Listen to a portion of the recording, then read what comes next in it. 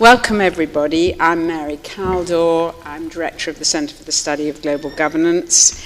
And I'm really happy that we have, finally, Professor Michel Wieviorka, whose work I don't think is known nearly enough in this country. And he's a Directeur d'études at the École des Hautes Études de Sciences Sociales in Paris, and many other things which I won't go into. He's, I think, very well known for his book La Différence, but also, well, the book I just read, which I thought was incredibly useful, particularly his thinking about violence and conflict, on violence. But anyway, today, and I think it's a really fascinating subject, he's going to talk to us about the crisis from a sociological perspective. I go here? Yeah, whichever you prefer. Yeah, it's sort of... So, thank you, Mary. I would like to thank Mary Kaldor. I would like to thank Judith Wachman. And I would like to thank Philippe Lane, the French would say. The British would say Philippe Lane, for organizing this meeting tonight. And I would like to thank also Jeffrey Players, because he's the person, this kind of young researchers that do a lot intellectually and also practically, and he organized this meeting also. Exactly, I should have done that too. So it's for me a pleasure and an honor to be here, to meet some old friends, Michael Benton, Paul Gilroy, and to present you some ideas about sociology and the financial crisis. If you read newspapers, they say, crisis is finished. There is no more crisis. But if you visit some devastated areas in some industrial areas in many countries, if you listen to excluded people that live in popular neighborhood, you will understand that crisis is not finished. So my idea is not to discuss this precise issue, but just it's a kind of introductory remark. I just want to say that maybe today what happens is a kind of dissociation between the financial crisis and other aspects of the crisis. There was a moment where we had the feeling that everything was melting, that it was a kind of total crisis. The French anthropologist Marcel Mauss used to speak of fait social total, a total social fact. Maybe today things are a little bit more different. But what I want to do is not to deal with the crisis in general. I would like to deal with the question, what do sociologists have to say about crisis? If you go in any bookshop, and I visited the bookshop just in front of LSE a few minutes ago, if you go to any bookshop, you will see a lot of books about the crisis that have been written by economists. Some of them have been written also by journalists. I don't know if in English I can say essayists, not real social scientists. But you don't see any real book on the crisis that have been written by a sociologist. I don't mean that sociologists don't work, but they don't consider maybe crisis as a very important issue for them. Maybe also they need more time than economists or journalists or whatever in order to work on crisis. I don't know. But this is, for me, the point of departure. Of course, sometimes in the newspapers you will find some articles, some opinions and so on written by sociologists, but not so many compared with economists. And this, I realized it very soon. 1 year ago in France, 2 months after Lehman Brothers failure, we had the first book written by Jacques Attali about the crisis. So 2 months after, and the title of the book was La crise et après, the crisis and after. It was in November or December 2008. So, very quick. So I started with this at a moment when I was thinking, there is this famous movie, Titanic. And in this movie, there are these people in the ballroom that are making business as usual, dancing, discussing, waiting for the money back when they buy some beer or something like that, and the boat was sinking. And I think, don't we, sociologists, don't we behave as a little bit these people in the ballroom, dealing with our ordinary issues and subjects and small problems, sometimes not so small, and not seeing anything important. So this is why I wanted to deal with this issue. Then I thought, well, let us see. It is not the first big crisis, even if there are huge differences with the 1929 event, crisis. But in 1929, there was also a big crisis. Let us see what sociologists or what social scientists did at that time. And there is a very useful book which has been edited by Craig Calhoun about the history of American sociology. And in this book, there is a very, very good chapter written by Charles Camic about sociologists and the Great Depression. This is the name of the crisis in the United States. So I read this article. What happened in America, which was at that time the country where you have the biggest number of sociologists, what happened with sociology and the crisis at that time? I will not speak too much about what is explained by Camic, but what he says is totally, how can I say, desperate. First of all, sociologists did not write almost anything. The only ones that wrote something when the crisis became obvious, the Great Depression, were rural sociologists. The only ones. Then, at a moment when economists, people working on law, journalists and so on were writing a lot. Then, at the end of the crisis, at the moment when Roosevelt arrived, a few articles and books started to appear, and Camic says, very bad. He quotes in his article, I don't want to lose too much of my time, but he quotes, for instance, Burgess, that says awful things about American sociology at that time. And then the Great Depression was the occasion for Roosevelt to launch the New Deal. And with the New Deal, sociologists also don't appear. I mean, Roosevelt asked to economists, to lawyers, to a certain number of people to help him in organizing, in thinking the New Deal. But a very limited number of sociologists appeared. So if you take this moment in the history, sociologists were not really mobilized by the crisis. Neither for the crisis, nor for the solutions to the crisis. So, of course, it's not a general theory, but maybe there is something for sociology. There is a problem with maybe what we call a crisis. Speaking of America, I just want to say something, just at that moment. Usually, when people started to speak not only in financial or economical terms, but also in political terms of the crisis today, some people say, well, crisis starts with economy and the end is fascism and Nazism and these totalitarist regimes and so on. Yes, but not always. And the American case demonstrates that the crisis can end with a welfare state, with a New Deal, with the recognition of trade unions and so on. So we should not have too quick images of the consequences of a social or economic crisis. So, to finish with this first point, let me just say that I don't know but one book about the crisis in the 1929. There is maybe one book that we could quote.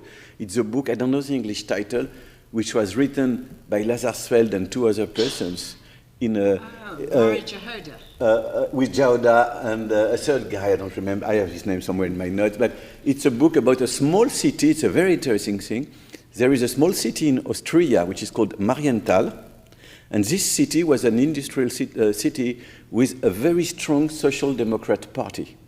Then came the crisis, and Lazarsfeld and the leader of the local leader of the Social Democrat Party, I think, and Marie Jauda, went and worked in the city, and what they observed was demobilization, demoralization, apathy.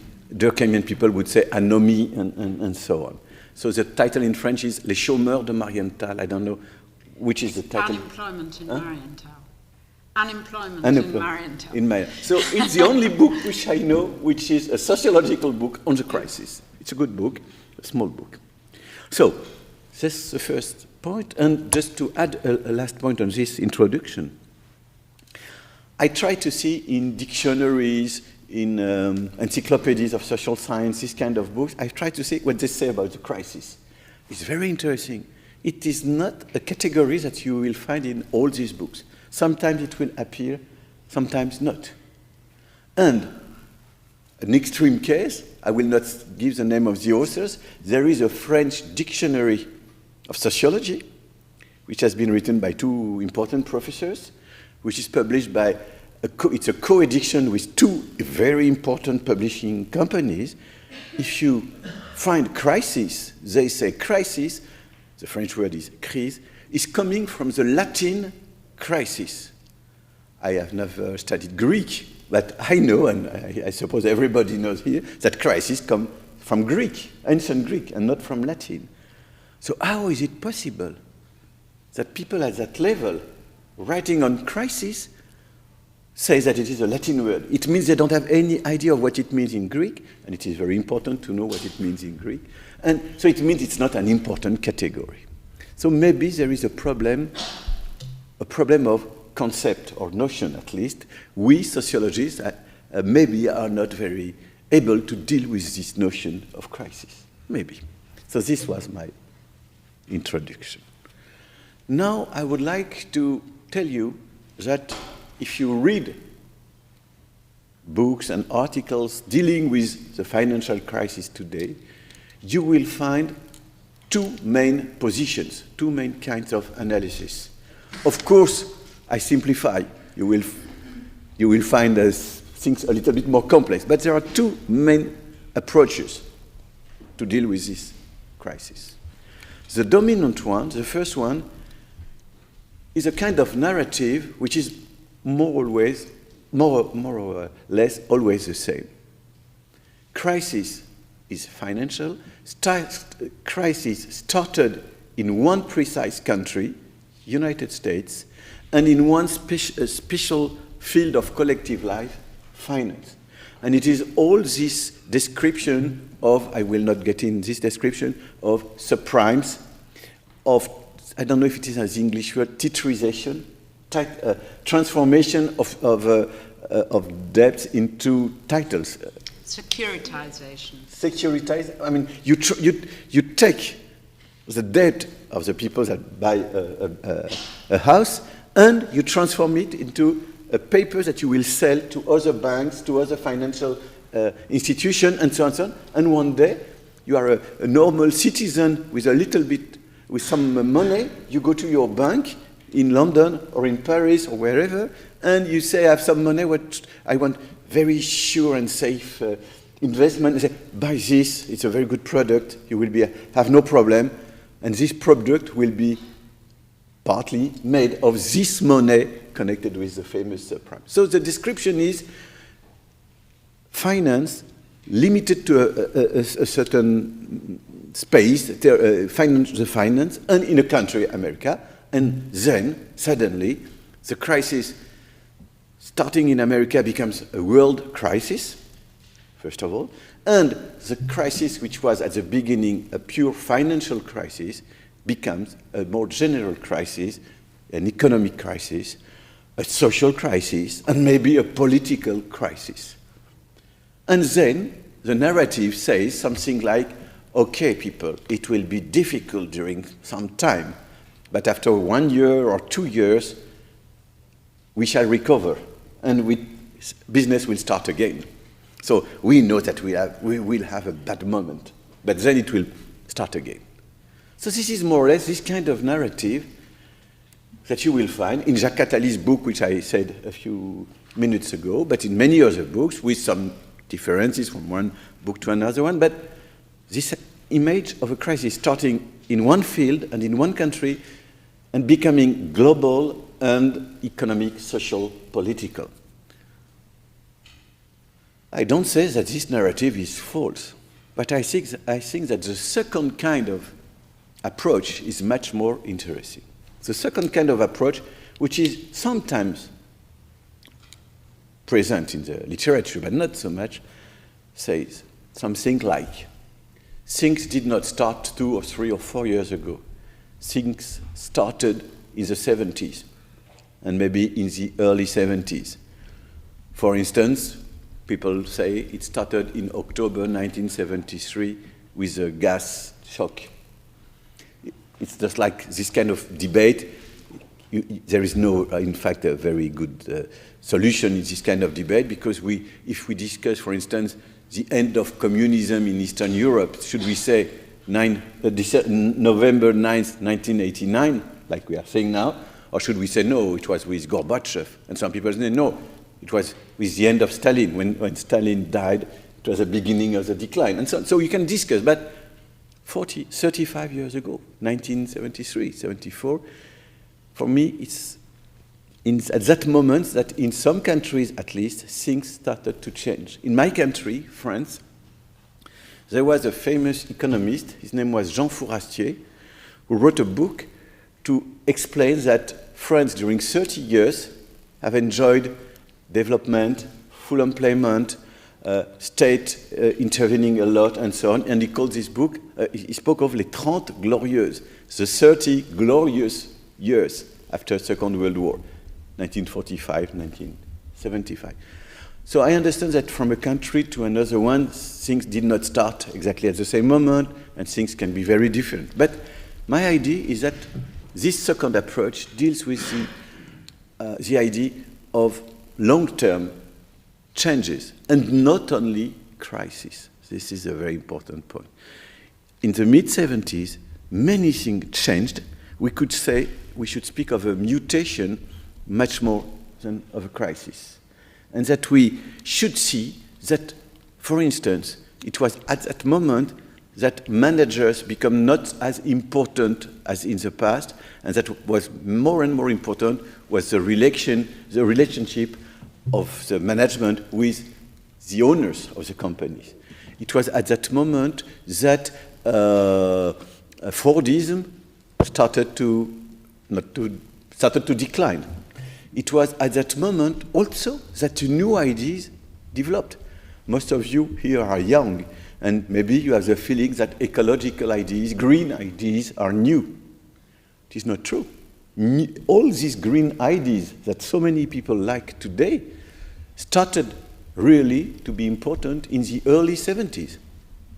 The green movement, for instance, I just take the example of my country, but in my country, in 1974, when we were having presidential elections, we had a candidate, Dumont, who was a green candidate. And to take a more global example, maybe some of you remember Ivan Illich, a man who wrote utopias, ecological utopias. You can like him or not, this is something else. But all these green ideas were appearing or developing at that moment. And at that moment, we had anti-nuclear movements, ecological movements, and so on. So this is why I think we should discuss the idea of mutation much more than the idea of crisis only. Things were created, there was some innovation, and not only destruction, crisis. Maybe Mary could say something about that, but maybe the new wars that you are dealing with started at that time. So in many, many fields, and maybe changes in finance, credit, monetary activities, and so on, started at that time. For instance, I remember how important Reagan and Thatcher have been in what led one day to neoliberalism, which was at that time only liberalism, but it was the beginning of huge changes in finance. So I don't want to discuss too much, but I think that this, if we accept this way of thinking, then we can consider that the financial crisis, is just one aspect, one extraordinary aspect, but one aspect, or a more general process of changes that started in the early or mid-70s. And this is why we should also consider that there have been other crises between 73 or 74 and today. 1 year before the financial crisis, there was the food crisis. And this very strange phenomenon with the prices of oil suddenly so high, and and not only oil, many metal, aluminium and so on. So lots of crises. People say that there is an ecological crisis. I don't know if it is true or not. I mean, the idea of crisis for ecology. But at least it did not start 2 or 3 years ago. And financial crisis, we had other financial crises. If you go to Japan, people will tell you that in the late 80s or early 90s, there was a big financial crisis in Mexico and so on. So what I just want to say at that stage is that there are two approaches. One is on the short term, starting with the United States and with finance and going to global and world. And the other one is no, things have changed. And it's, for sociologists, I think it's much more interesting to deal with this second approach, which is that things have changed everywhere in the world and also in the organization of the world, in the geopolitical organization of the world. Things started to change in the mid-70s, more or less, and this crisis is one expression of these changes. So if you accept this, you have the first part of my talk tonight. But I would like now to present some other ideas. And these other ideas are connected with the fact that maybe we sociologists, we could say something about the crisis. But in order to say something about the crisis, we need analytical tools, ideas. And I will just propose to you 3 ideas, 3 categories or 3 ways of being.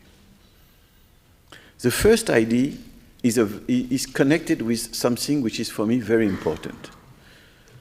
I come from a country which is, as you know, Durkheimian.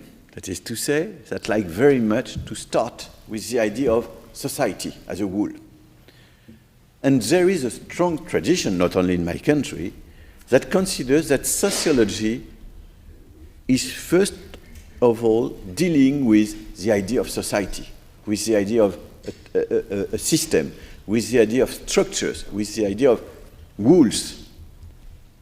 This is the first way in order to make sociology. But you can take another perspective. And the second perspective is to start not with this idea of society, but to start with the idea of individual, which is maybe more Weberian than Durkheimian, and today, and this is connected with, it's not a paradox, this is connected from my point of view with globalization. Today, more and more social scientists understand or consider that they have to start not only with the idea of individual, but with the idea of subjectivity, personal subjectivity. In all fields in social science, you will find this idea, the strength of this idea in every field. For instance, I just give 1 or 2 examples. For instance, if you have an interest in Muslims, if you want to understand what is to be a Muslim today in a country like this one, for instance, if you make interviews with young Muslims, if you ask them, what does it mean being a Muslim? They will tell you something like, it's my choice. It's my personal choice. It's my personal decision. It's not only, at least, because my parents, my grandparents, it's not only a question of reproduction of a system. It's also a personal decision. If you have an interest for work now, if you are working in sociology of work, listen to what our colleagues say. They say something like, the problems at work are not only the system, capitalism, and so on. No, the problem is personal suffering, the stress, For instance, in my country today, we have big debates because in a big company, they discover that a lot of people are committing suicide. And people say, we must understand how individuals are committing suicide and the stress, the changes in organizations from the point of view of these individuals. And so it's true in many, many areas, in many fields, people more and more try to work with this idea. And this is very important, I think, if we sociologists want to deal with the idea of crisis. If there is a crisis, is it only a crisis of the system, of abstract mechanisms, of structures, or doesn't have the crisis something to do with individuals, individual interactions between individuals, subjectivity, new forms of culture that are part of this general transformation that I said a few minutes before.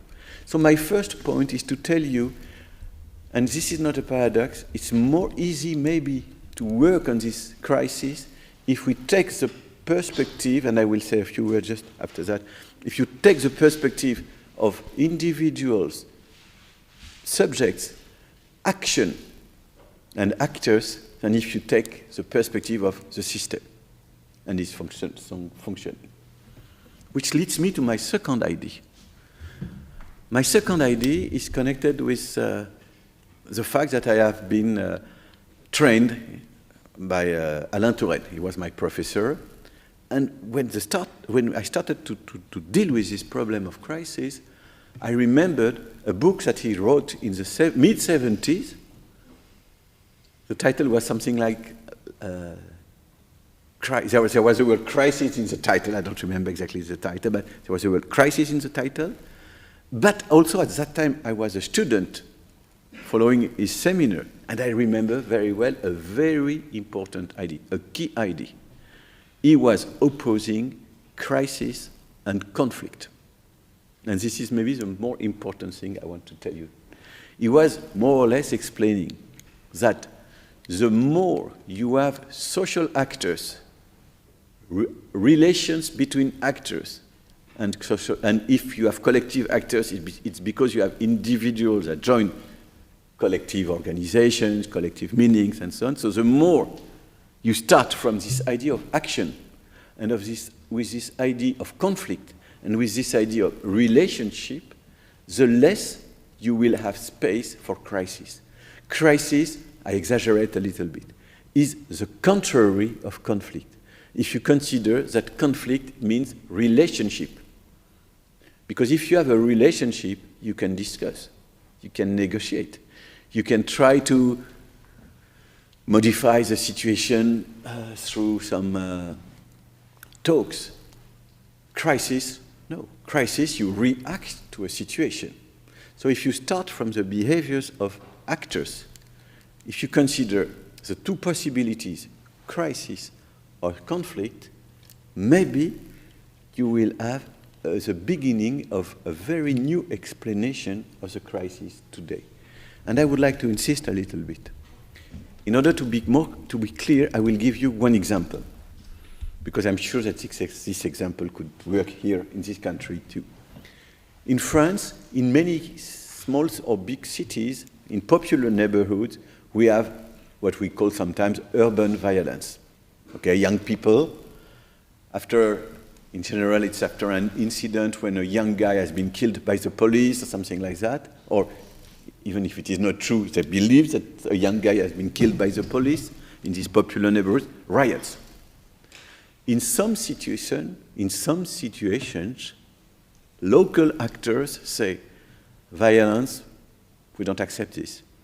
We shall transform the demands of these young boys, which are not only a problem of one of their friends have been killed by the police, we shall transform their demands into debate and conflict.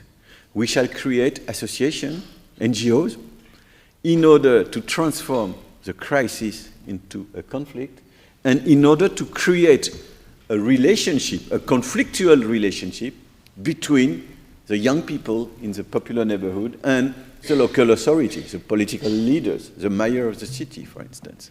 That is to say, this is this kind of example that I wanted to present to you. That is to say, you have less crisis, less violence, less reaction to the situation because you have a possibility to create the conflict, which means also exchange, debate, pressure, institutionalization of the problems, debate, public debate, this kind of thing.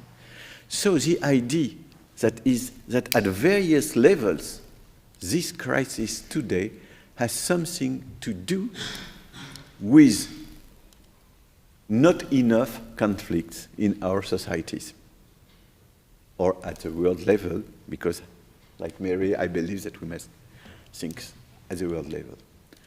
Which means, and this is very important, which means that if we want to understand this crisis, we must also consider that if we were having more social, cultural, political actors able to conflictualize social issues, there would be less crisis. And it is very important to see that today, in our countries at least, we lost two big conflicts. The first is the social conflict between the working class movement and the masters of industry. I don't say that this conflict totally disappeared, but today trade unions are not so important. I don't know what is the situation in this country. In my country, today, it's only 7 or 8% of the workers that belong to a trade union. It's not so much. And worse, the people that belong to a trade union in my country, most of them are working for the state, civil servants, education, and so on. Not in factories, and not in small factories. Maybe the decline of this, what was called a class conflict, we are in the building where Dahrendorf was a professor. So the end or the decline of this class conflict maybe is part of this problem of crisis. But it is not only the old conflict which is at stake. The second conflict which disappeared, and which disappeared totally, was the so-called Cold War. The Cold War was, at the world level, a conflict. It was not a war, even if we used to call it a war.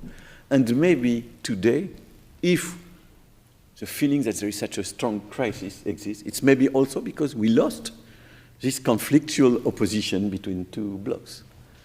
And third part of this idea, it's not only these two old conflicts that decline or disappear, the collapse of communism, the decline of social democracy on the one hand, the end of the Cold War on the other hand, it is also the fact that the new conflicts that started to appear in the early 70s, these new conflicts are weakened, have been weakening, and they have many difficulties to develop. In the mid-70s, many people among social scientists were believing that we were finishing with the industrial society, entering in a new era where new conflicts and new social movements were going to appear, which means anti-nuclear movements, ecological movement, women's movements, student movements, this kind of new. And what happened? These movements were appearing in the 70s, in the 80s, but then, I will not say that it all declined, but then during the 80s and the 90s, they had a lot of difficulties to develop. And I should be a little bit more precise. And the only important movement of that kind that exists today is the Alter Global movement, which is, for me, a very important movement because it's not only a social or a cultural movement, it's a world movement.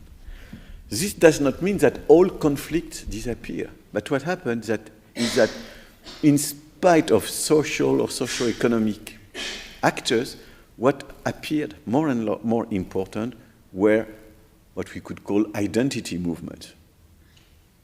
And these identity movements are not as easily as social movements able to participate in conflicts. It's more difficult to conflictualize culture than to conflictualize social relationship. Because when you conflictualize culture or when you conflictualize religion, it very quickly becomes something else than conflict. It very quickly becomes, I will not speak like Huntington, clash of civilization, but at least it may lead to these new wars, to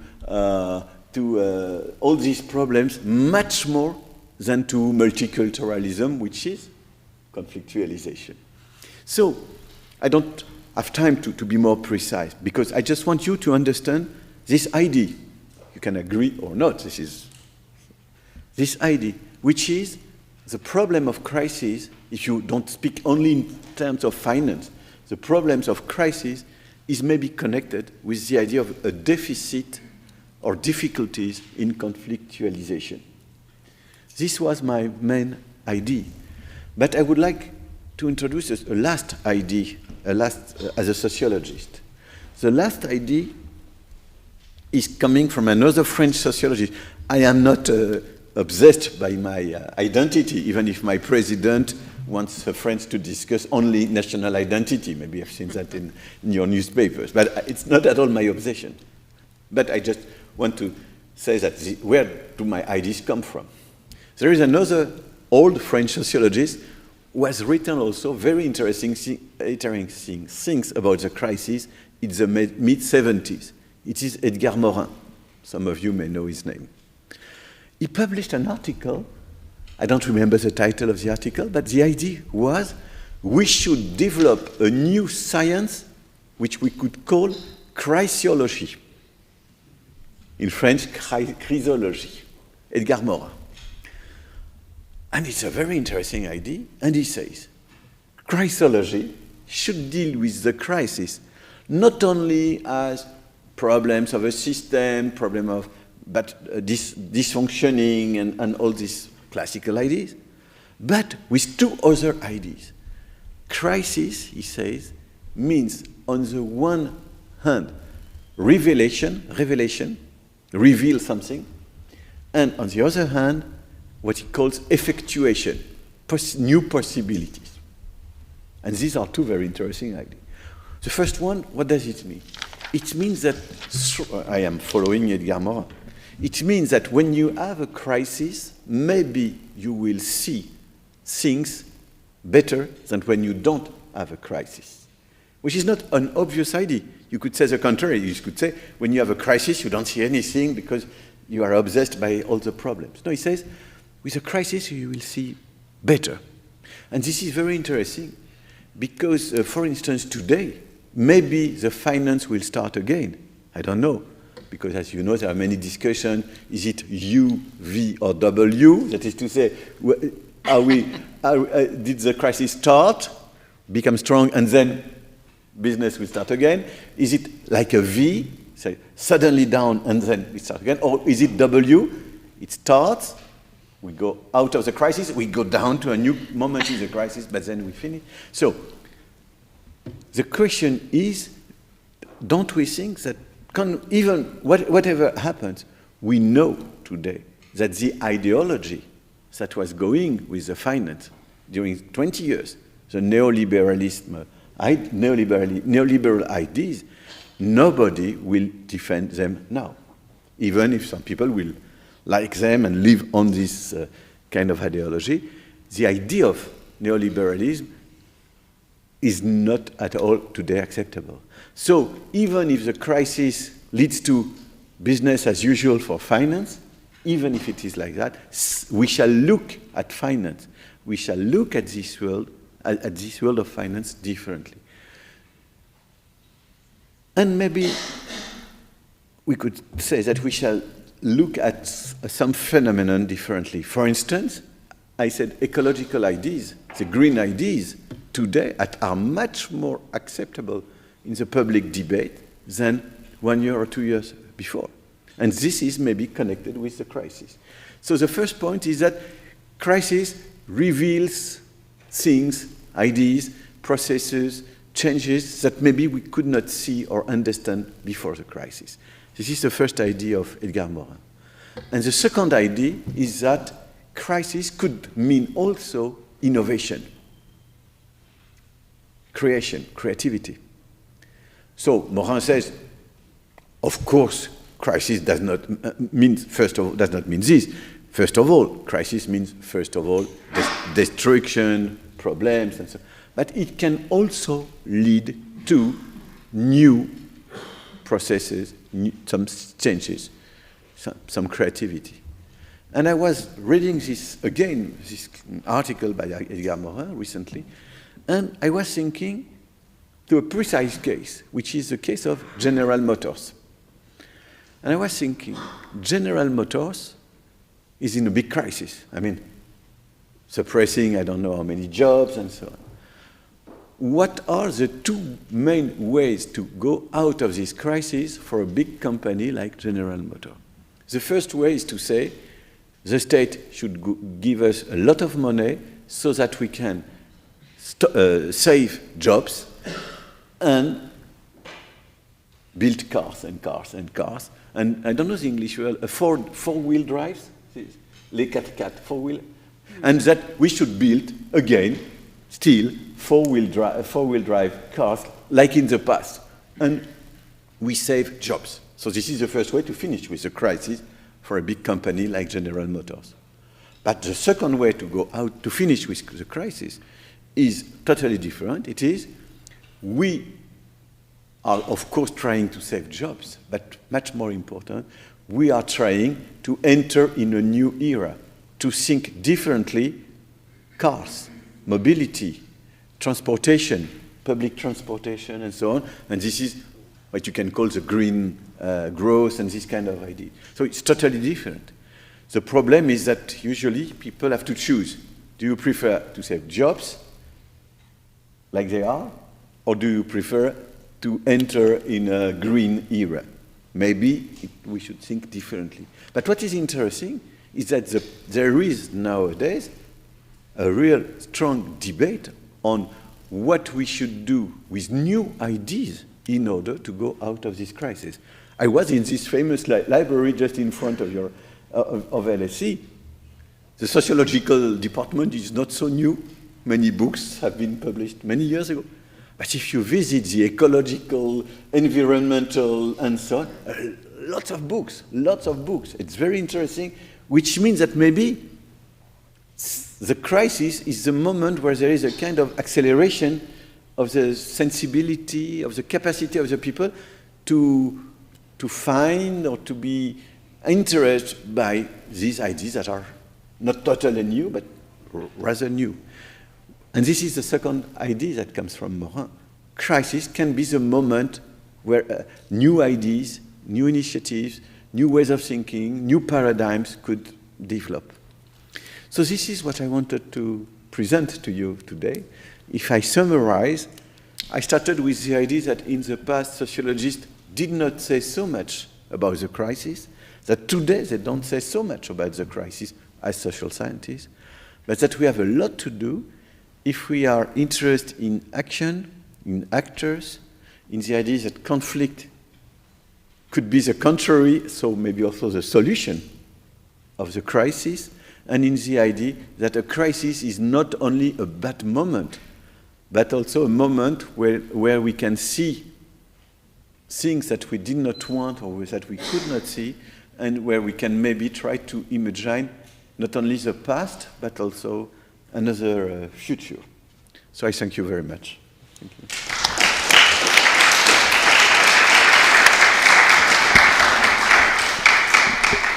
Well, thank you very much for that, and I can already see some questions. I'm going to abuse my position by asking a first question, because I think that's very stimulating, and I was thinking about your argument and how to relate the three ideas. And what struck me was that actually the reason that ecology and all of these things are so popular at the moment doesn't have anything to do with the financial crisis. It's all our concerns about climate change and so on. And maybe the problem is not the lack of conflict, but the fact that the wrong conflicts are institutionalized. So the left-right conflict was institutionalized in the dominant political parties and in the Cold War, but subterraneanly there was a conflict going on about green issues that wasn't expressed in the institutions, and the crisis is the result of this gap. How does that sound as a... Well, it was not only subterranean, the conflict. Oh, yeah. And what was very important, I met some fieldwork. I'm sorry I cannot see my friends and colleagues here. I should stand maybe in order to see everybody. So, what is important is to see that during the 70s and the 80s, when these movements, these ideas had some importance, there was a clash between ecological movement, environmentalists and so on, and the working class movement. And this is not totally finished. I've met fieldwork. I remember meetings between leaders of the French CGT, the trade union, the main trade union, and ecological activists.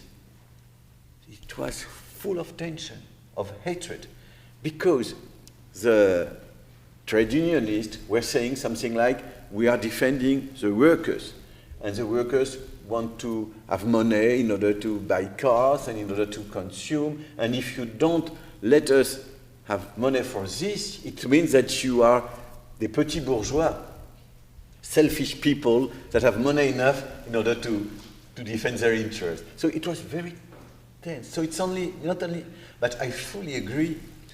We have been living in the 70s, 18, a moment when the institutionalization of the working class movement, in spite of helping new social movements, new ideas to appear, was much more an obstacle. In my country, I'm sorry to give these examples, but in my country there was only one trade union, la CFDT, that tried to say something like, our job is to protect workers, but we can use our force, our capacity of action, in order to help these new actors, women, ecological movements, in order to help them to exist. But they did not do it so strongly, it did not do it so much. But today we have the same kind of discussion. If you take, for instance, the food crisis. Some people say we should not eat any more meat because we need much more corn if we want to eat meat than if we eat directly corn. I don't know exactly, I don't remember the figures, but you need more or less 10 more corn if you want to eat meat than if you accept to eat directly corn. So if you say we should finish with this, people in China will tell you, the new middle class in China will say, just a second, we have been eating rice until recently. Now we want to have some chicken, and we want to have some milk, and we have some dairy products, and so on. And you, because you are rich, you don't want us to have these products. So it's still in the air. But the example which I gave of General Motors, we can imagine other sectors where new ideas, for instance, building houses. Many people say we should build houses in a time of crisis. But you can build houses with classical concepts. You can build new cities with totally new ideas, considering mobility, energy.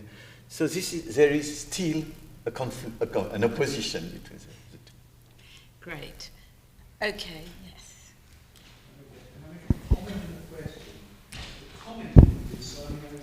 Well, wait a second, do you have...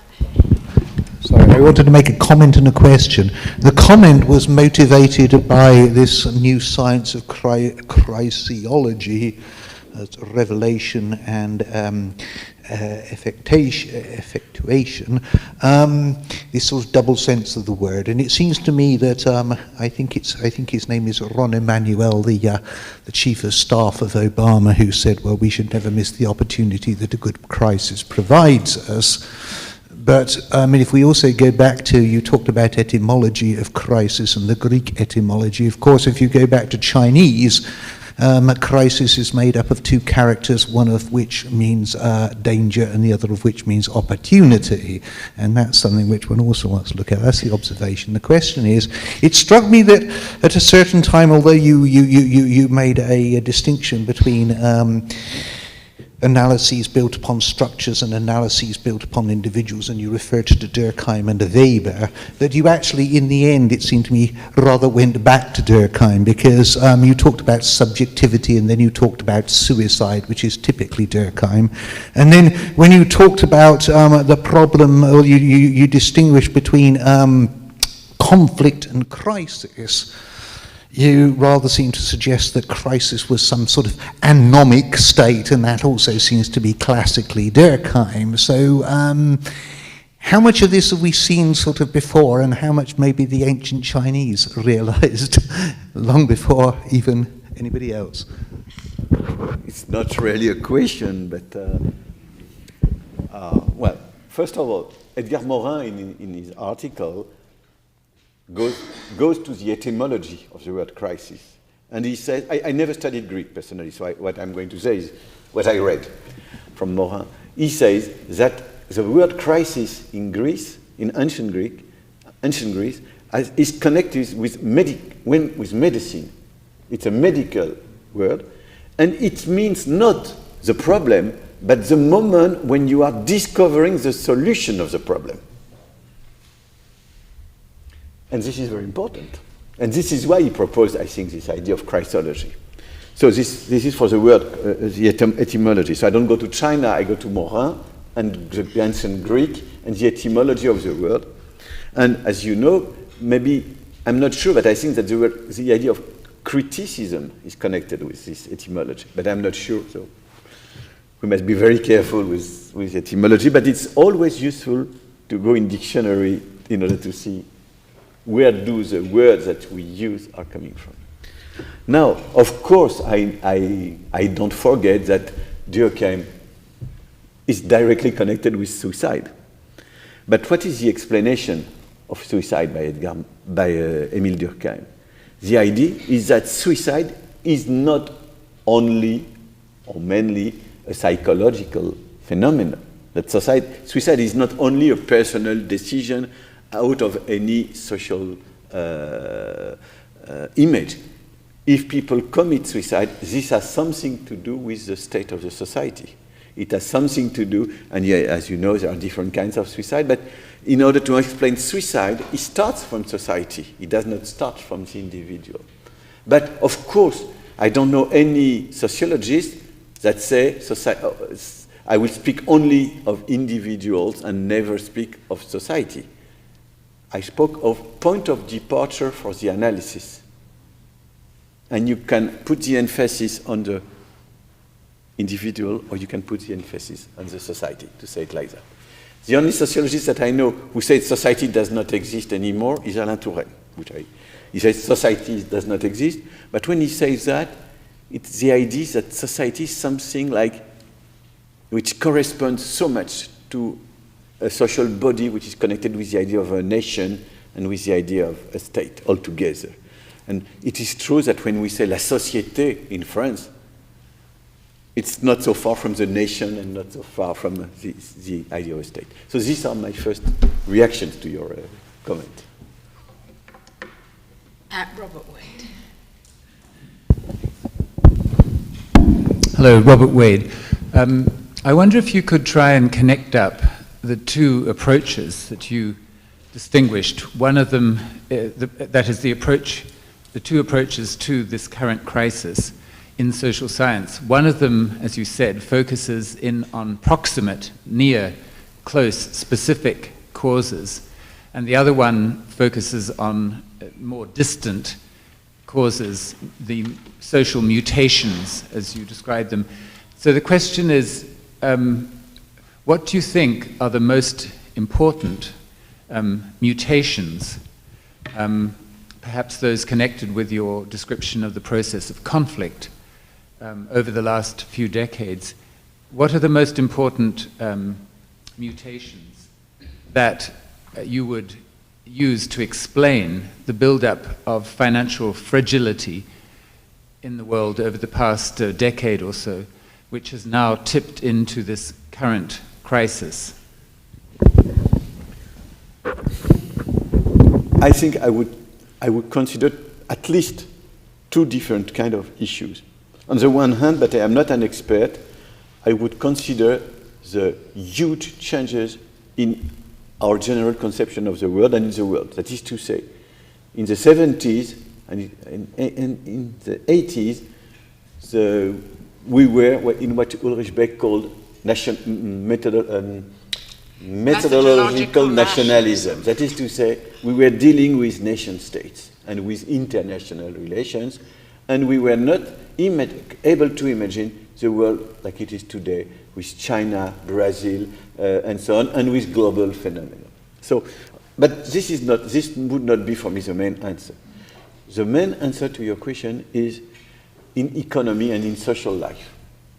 Why do people in America wanted to buy houses, but not only houses, in this way, without, what was this pressure for money, and for a consumption? And I think that this has something to do with the end of Fordism and Taylorism.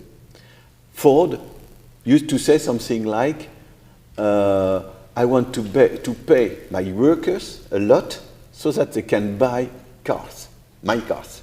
In order to sell my cars, I must pay my workers a lot. This was more or less the idea of Fordism. And I think that this was finishing or declining in the 70s or the 80s, and that America has been entering a new era where the access to consumption was not anymore connected with the income due to work. So this kind of changes. And these kind of changes have been connected with changes in the way work was conceived, and also these kinds of changes were connected with changes, as I said, in the management and in the power of managers, and in the relationship between managers and owners of companies. I remember, he was in this building also, discussing with Richard Sennett, giving some figures, explaining that for a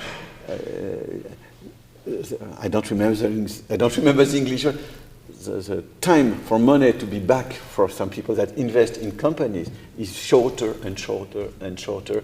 There is this pressure, and we all know these cases where companies are firing people, and the more they fire people, the higher they are at the stock exchange. This kind of changes, and all this started in the late 70s, 80s. So my answer to your question is changes in the general economy, in the organization, in the management, in the relationship between owners and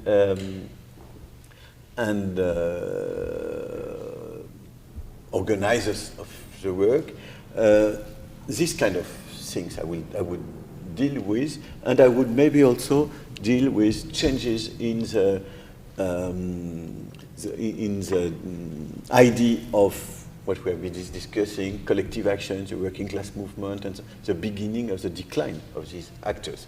It's institutionalization stronger and stronger, which was not able to take into account new values, new desires, new models. So this would be the kind of answers I would bring. But I think that we can articulate the two approaches. That is to say, we can say, yes, there was a kind of exacerbation of these processes that led to Lehman Brothers and so on. But these processes, these financial processes, are maybe paradigmatic of all these changes that started in the 70s. This could be the answer also. I hope I am clear enough. Yeah, great. You wanted to...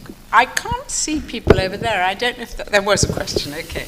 But we'll go, at the moment, we're okay. We can go one by one. It was really interesting to hear Axel Landon, by the way. It was interesting to hear you rooting the crisis, the beginnings of it in the 1970s, and obviously between the Second World War and the 1970s, the political consensus was to have put a high value on society, and then obviously we saw what became a kind of rampant individualism, which went along with the Reaganomics and all that kind of thing after that. But now, as you said, neoliberalism is seen as kind of ideologically unsavoury. Do you expect to see, as a result of that, stronger communities in the coming years, and more of an emphasis on community and society relations, social relations? It's difficult to explain the past, so it's very difficult to explain the future or to imagine the future. What I think is that these problems could lead to two opposite directions. On the one hand, communities, identities, but identities unable to be part of bigger entities, unable to participate in multiculturalist debates, for instance, and going much more on radicalization, rupture, or closing.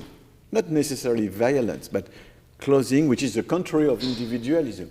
People choosing as individuals to participate in communities where they shall not be able to be individuals anymore. So this could be one tendency. And the second tendency would be more conflicts. That is to say, including cultural identities, including this phenomenon, being transformed into capacity of debating, of creating political tensions, but always with relationships between actors.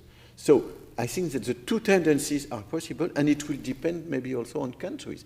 In some countries, you could have much more communities closed or closing, and in other countries, you could have much more conflictualization, new actors, new conflicts, new debates.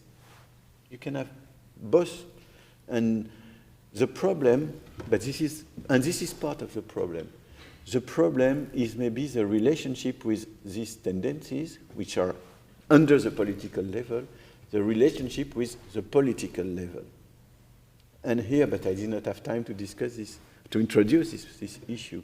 I think that one huge problem in Europe, which is not the same in other parts of the world, is that today in Europe, the left has big difficulties and is not able to be the place where social and cultural conflicts can be, or actors can be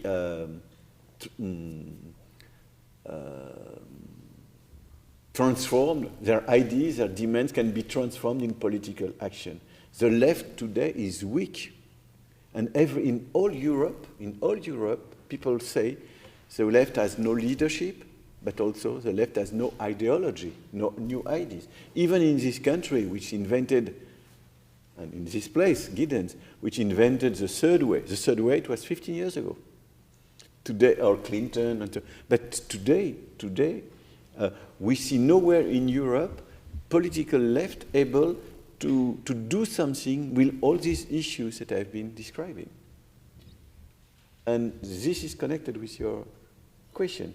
If you don't have, at the political level, actors that are able to say, I am taking seriously these demands, these conflictual demands that come from cultural minorities, from ecological movement, from humanitarian NGOs, and so if I take them as a political, as political claims, if you don't have this, it does not help, and it could be a problem.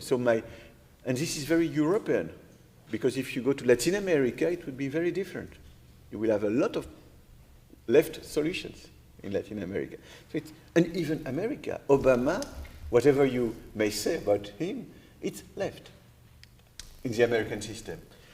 But in Europe, we are, how do you say orphelin? Orphaned. We are orphaned because we lost communism and we are losing social democracy. So we don't have ideas for a strong left that could be able to make all these demands going towards conflicts more than towards communities. So you would see it as political action that would be that would influence which way society goes from here? It would create conditions. I hate determinism, so I will not say this is the answer, but it would create solutions that go rather in one direction rather than in another one. But there is no determinism in what we are discussing. Thank you very much. There's a question there. Yes, Florence Deloche-Godès, visiting fellow at the European Institute. First of all, I would like to thank you for your very stimulating presentation. And I would like to come back to the idea of Edgar Morin of the crisis as a source of innovation, because it reminds me a book of Hannah Arendt called in French La crise de la culture, where she writes that the crisis is an opportunity to see things differently, to think of different solutions, and that the crisis is really catastrophic if you miss this opportunity. And so you started your presentation by saying that many people said the crisis is over, the city is recovering. So I would like to know if you see the risk of missing this opportunity. And I'm asking this question because I work on European issues, and it strikes me that we missed an opportunity after the no votes of the French and the Dutch to rethink the way of elaborating fundamental texts for the EU. I'm so glad, because I absolutely will follow what you say. I have the feeling that business will start as usual, start again as usual. This is for me the main tendency. That is to say, I have the feeling that, of course, we have been discussing some ideas and so on. It's not totally negative. But I have the feeling that it is not really a moment when some actors are able to deal with new ideas, creativity, and so on. Maybe the French example is extreme, and so it's not a good example. But in my country, we have a lot of people that say that green growth, ecological ideas are very important, and that, of course, this is discourse, but in the real life, and in the political life, this is not what is going to develop. And so I try not to be too pessimistic, but yes, I have this feeling that General Motors will still produce four-wheel drive cars, and I have the feeling that people that are dealing with urban planning and so on are not trying to propose really seriously new conceptions of the city, new conceptions of transportation. In different fields, I am afraid that we miss these opportunities. But you are right to quote Hannah Arendt, but we could quote many other authors. I remember Gramsci has written some sentences also saying what you said. I mean, a certain number of authors say something about the crisis because they know the Greek meaning of the world. There's someone here. Thank you. I did not really want to come back to the Greek origin of the crisis. It's also long ago that I learned Greek once. But when I hear you talking like this, I think that we perhaps should think about the original word, which also means that crisis is the changing point. Whenever the change started to start, if you want to say it like that, in the 70s or the 90s. But whether we really have a crisis or what you called a mutation, I think is the question right now. And this is what sociologists should perhaps also analyze. Do we really have a crisis, which means really a point of change, or do we just have an adaptation, a mutation, etc.? Thank you. The problem is that we shall have the answer to your question not today. We have to wait maybe 10 or 20 or 50 years. It's the first problem. And maybe the second problem is that maybe things need more time than what we believe in order to really change. I will give my personal example as a researcher. In the 70s, I was working with Alain Touraine, and he proposed to me to work with him with the idea that we were at the end of the industrial society and at the beginning of post-industrial societies, and that we are changing. It was not a crisis, but we were shifting from a kind of society towards another kind of societies. And the idea was this will be done very quickly. The old society will go out of the room by this door, and the new society will come by this door at the same time. It was in the mid-70s. Maybe we need 50 years to have this. Maybe it will take much more time. So maybe the crisis is a moment, but maybe if you follow my idea of a general process, maybe within 10 or 20 or 50 years we shall have really passed from one era to another era. So there is also in this discussion about the crisis the idea that there is a precise moment where things really change. Maybe it is not like that.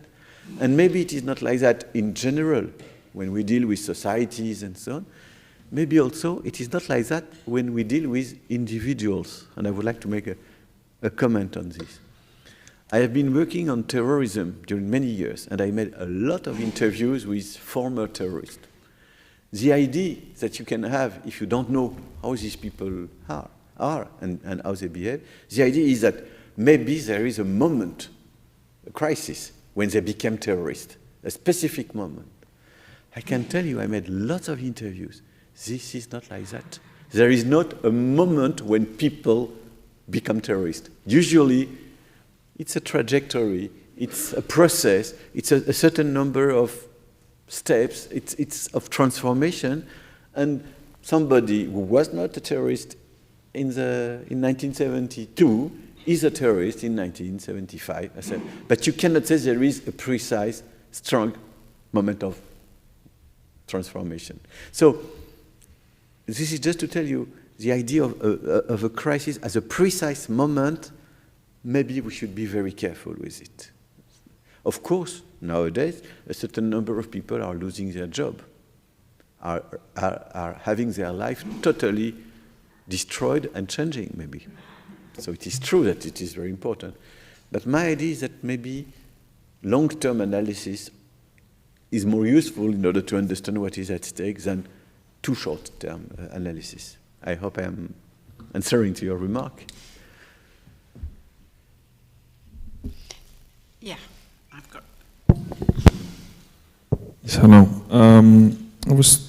I'm kind of interested in observing present trends, and I was thinking when you're talking about this, if you could say that the crisis comes out of a lack of conflict in the past, in a sense, and if we look forward, the kind of crisis that we had now, if that could potentially sort of lead to conflicts going forward in the future, and you could say we could have some desirable conflicts, like environmentalism, for instance, having a rise, and you could have some undesirable conflicts.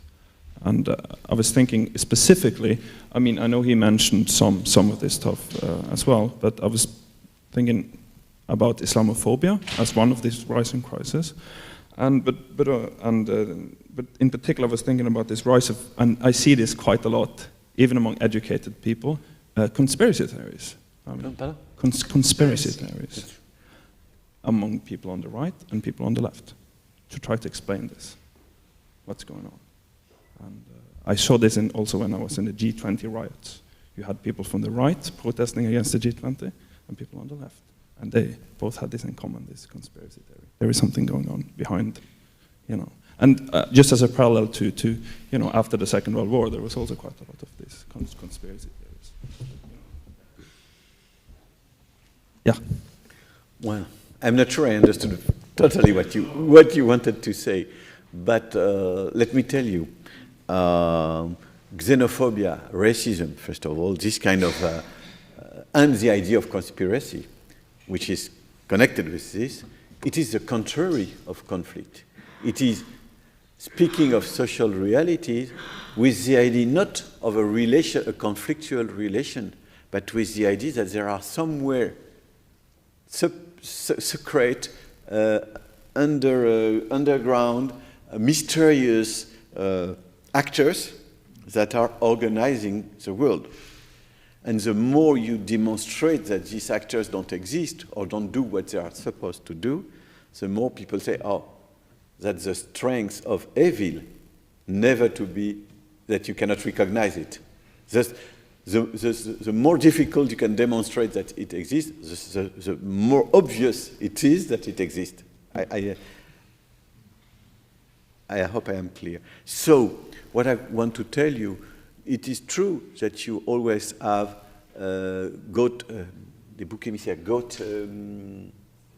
scapegoats, and you have Freemasons, and you have Jews, and you have, I don't know, whatever category, but this is the contrary of being able to recognize the real nature of problems. And it is the contrary of transforming problems into debates and into conflicts. So the more you speak in terms of conspiracy, I think the more you are accepting to be in the crisis, when there is a crisis. Because conspiracy will lead you to violence, to racism, and I mean, this idea of conspiracy.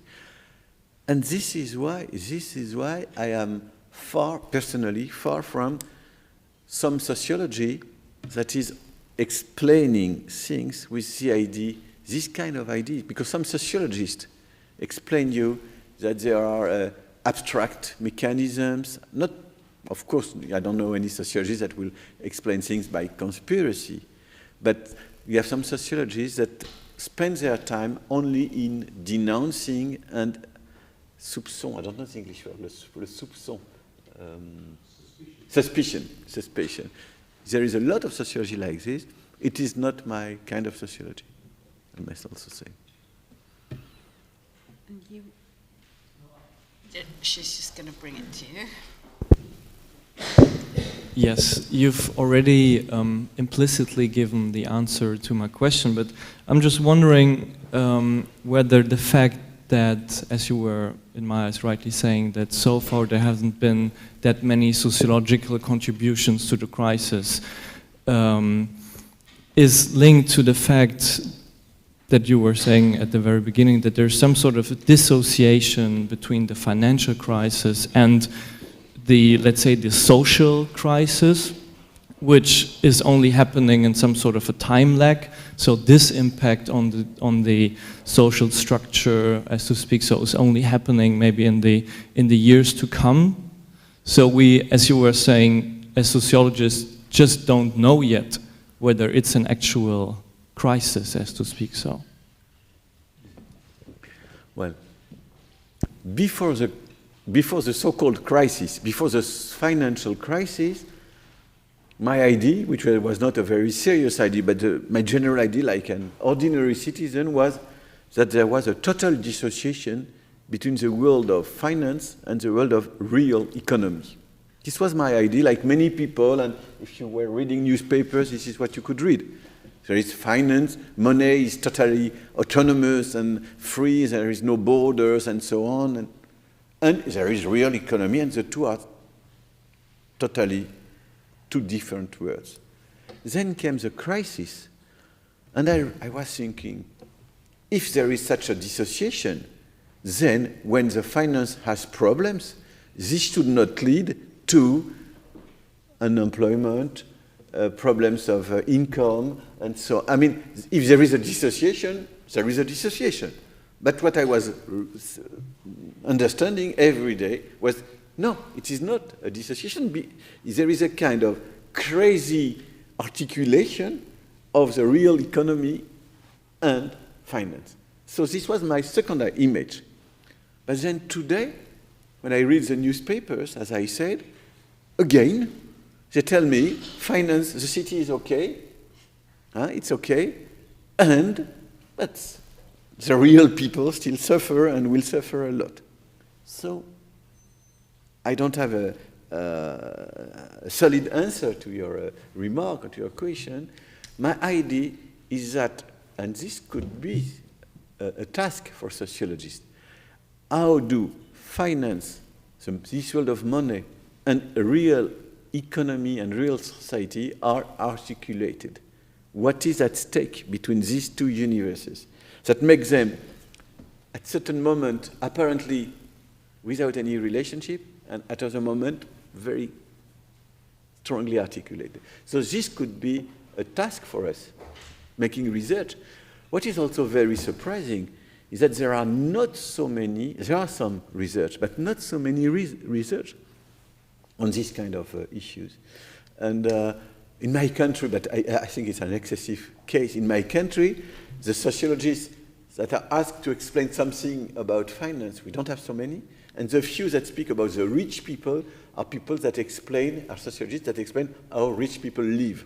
They like, I don't know, castles and good life and whatever, which is not the question. So I think that there is a problem for sociology. We don't study so much these issues. It's much more for economists. This is what we consider. I think we're coming to the end. I wanted to say a last point which relates to all of this discussion, really, that maybe the way to put it is that the conflict's the wrong conflict. I mean, there's a knee-jerk idea that the alternative to neoliberalism is Keynesianism. And that's, in a way, what the American solution is, but it isn't really a solution. And actually, they're two sides of the same coin, the nation-state versus the market. And in fact, that's the problem, that somehow the wrong conflict has dominated the crisis, and that's why we're not going to take this opportunity and why it's going to be catastrophic. And the real issue has something to do, as you say, with the debates in the 1970s, the discovery of individualism, but two very different sorts of individualism, the sort of selfish individualism of neoliberalism and the idea of moral autonomy somehow associated with the new social movements. And that's where the new answer has to come from, I think, not from the Keynesian answer, and that somehow has got blocked. I fully agree. I think that social scientists should permanently try not to be obsessed by the state. And of course the state exists, the nation state exists, the nation exists, of course. But the more we consider, on the one hand, globalization or global phenomena, and not only global phenomena in economy, but more general, because religion is global, culture can be global, communication and so on. So globalization on the one hand, and for me it is not a paradox, at the other extreme point of the analysis, individualism seen from the point of view of personal subjectivity, that is to say, capacity of individuals to participate in the definition of their own life, to say it like that. And so I think that the best answers, this is why I know that you are a strong interest for the idea of cosmopolitism, which is not for the French such a good word, because in French cosmopolitism is connected with some debates which are not so... Yeah, it has a problem. The world is not... But the idea of the but we need more conflict at another scale than the scale of the nation state, or within another framework of the nation. And we must really take seriously into account this idea that these new conflicts that we need, they have something to do with globalization, and they have something to do with individual as subjects, persons that should have rights and human rights and so on. So this, I think we agree totally on this idea that the framework of the nation state is not the good framework if we want to think about these issues. I fully agree. Well, thank you very, very much. That was really stimulating. I only wish there'd be more people to hear this, because it's very important. We have endless discussions on the financial crisis here at the LSE, which are like exactly what you're criticizing. And we really need to promote the alternative. So thank you very much indeed.